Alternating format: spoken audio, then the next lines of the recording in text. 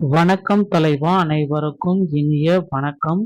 இன்னைக்கு நம்ம இந்த ஒரு வீடியோல எதை பற்றி பார்க்க போறோம் அப்படின்னு பார்த்தீங்கன்னா, தமிழக அரசு சமீபத்துல விவசாயிகளுக்கு ஒரு நன்மை பயக்கக்கூடிய செய்திகள் அனைத்தையுமே வெளியிட்டிருக்காங்க. ஸோ என்ன அப்படின்றத இந்த ஒரு வீடியோல பார்க்கலாம். நகை மற்றும் இதர பயிர்க்கடன் தள்ளுபடி, நிதி நெருக்கடிகள், என்னென்ன சவால்களை தமிழக அரசு மேற்கொள்ள இருக்காங்க, அடுத்த கட்ட நடவடிக்கைகளாக என்ன இருக்க போகிறது. தமிழக அரசின் கடன் தள்ளுபடி தற்பொழுதைய நிலவரம் என்ன? பயிர்க்கடன் தள்ளுபடி, நகை கடன் தள்ளுபடி அறிவிப்பு வெளியிட்டதை தொடர்ந்து மற்ற கடன்களை தள்ளுபடி செய்ய வேண்டும் என கோரிக்கை மக்களிடையே வலுப்பெற்றுள்ளது. குறிப்பாக நகை கடன், கல்வி கடன் மற்றும் சுய உதவி குழு கடன்களை ரத்து செய்வது குறித்து முதலமைச்சர் மற்றும் அமைச்சர்கள் தீவிரமாக ஆலோசித்து வருவதாக இந்த தகவல்கள் தெரிவிக்கிறது. தள்ளுபடி பெறுவதற்கான தகுதிகள், நிதி தேவை மற்றும் வங்கிகள் விதிமுறைகள் குறித்து அதிகாரிகள் மட்டத்தில் விவாதங்கள் நடைபெற்று வருகிறது. தற்பொழுது அரசு நிதி நெருக்கடி இருப்பதால் இந்த சலுகைகள் கிடைப்பதற்கு வாய்ப்புகள் மற்றும் நிபந்தனைகள் குறித்து இன்னும் சில நாட்களில் அதிகாரப்பூர்வ அறிவிப்பு வெளியாகும் என எதிர்பார்க்கப்படுகிறது. இது போன்ற கடன் தள்ளுபடி தொடர்பான புதிய அறிவிப்புகளுக்காக பொதுமக்கள் மிகுந்த எதிர்பார்ப்புடன் காத்திருக்கிறார்கள். இதற்கான இறுதி முடிவை தமிழக அரசு விரைவில் வெளியிடும் என ஆதாரம் விளக்குகிறது. இந்த வீடியோல இதை பற்றி தான் நம்ம முழுமையா பார்க்கலாம். நீங்க நம்முடைய சேனல்ல முதல் முறையா பாக்குறீங்க அப்படின்னா மறக்காம ஒரு சப்ஸ்கிரைப் பெல்ல கிளிக் பண்ணி வச்சுக்கோங்க. தமிழக அரசுடைய கடன்கள், விவசாய கடன் மற்றும் நகை கடன், பயிர்க்கடன், கல்வி கடனுடைய தள்ளுபடிக்கு உண்டான அறிவிப்புகள் எப்பொழுது வரும்? விவசாய கடன் அதிகாரப்பூர்வமா அறிவிச்சுட்டாங்க. நகை கடன் அரசு பரிசீலனைப்படி வெயிட்டிங் லிஸ்ட் இருக்கு. கல்வி கடன் மற்றும் சுய உதவி குழு கடன்கள் எல்லாமே பரிசீலனையில இருக்கு. விவசாயிகளுக்கு உண்டான கடன்கள் 5 ஏக்கர் வரைக்கும் தள்ளுபடி ஆயிடுச்சுங்க. வைத்துள்ள விவசாயிகளுக்கு மட்டுமே இந்த திட்டத்திற்காக அரசு நிதி ஒதுக்கீடு செய்யப்பட்டுள்ளது. அதிகாரப்பூர்வ அறிவிப்பும் இதுல வெளியாகிவிட்டது. முதலமைச்சருடைய பரிசீலனைப்படி இன்னும் கடன்கள் எல்லாமே ரெடியா இருக்கு. இந்த 3 கடன்கள், நகை, கல்வி, கடன்கள் குறித்து ஆலோசனை செஞ்சுட்டு வராங்க. விரைவில் இதற்கான ஒரு முக்கியமான அறிவிப்பு வெளியாகலாம். விவசாய கடன்ல நிறைய குளறுபடிகள் இருக்கு, அதை எங்களுக்கு மாத்தி அமைங்க. சிறு மற்றும் குறு விவசாயிகளுக்கே 100% தள்ளுபடியை கொடுங்க அப்படின்ட்டு கேட்கிறாங்க.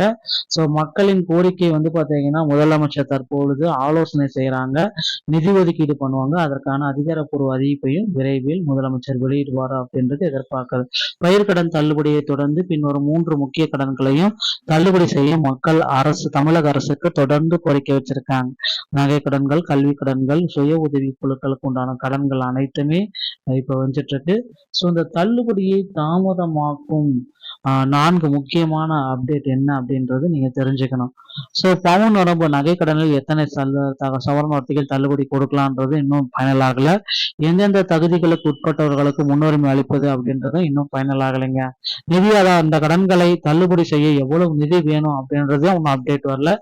வங்கி வகை, தனியார் வங்கிகள்ல வாங்கிய கடன்களும் இதுல பொருந்துமா அப்படின்றதுக்கு உண்டான அப்டேட்டும் வரல.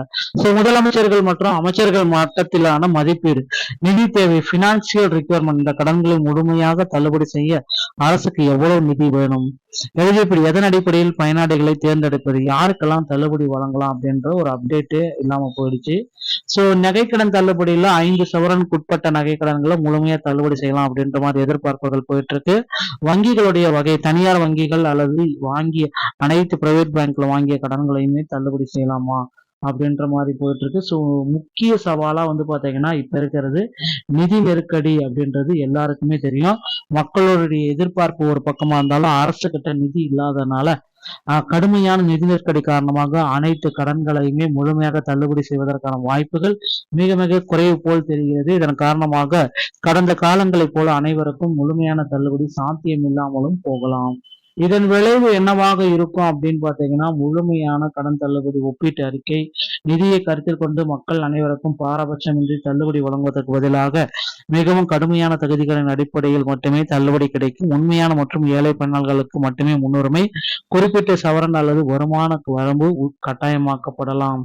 அடுத்து என்ன நடக்கும் அப்படின்றது நீங்க தெரிஞ்சுக்கணும். கடன் தற்போதைய நிலை, பயிர்க்கடன் உறுதியானது, 5 ஏக்கர் வரை நிதி ஒதுக்கப்பட்டுள்ளது.